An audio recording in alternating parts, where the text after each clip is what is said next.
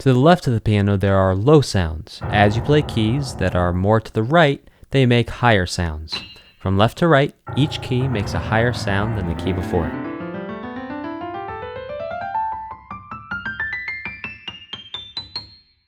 On the keyboard, there is a pattern of black keys. We can spot the black keys together in groups of 2 and in groups of 3 that are repeated all across the keyboard. Another pattern on the keyboard called the 12-key pattern. We can find this pattern by using our groups of 2 and 3 black keys as signposts or markers along the way. Part 1 of the 12-key pattern is built around our group of 2 black keys.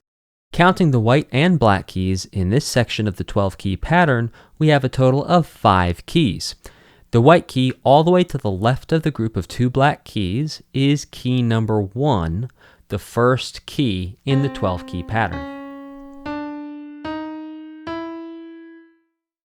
Part 2 of the 12-key pattern is based around the group of 3 black keys. Counting all the white and black keys in this section, we have 7 keys total.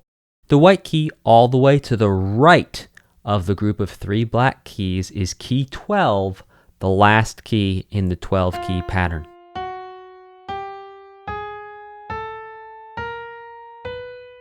When we take parts 1 and parts 2 of the 12-key pattern and put them together, we can see the full 12-key pattern.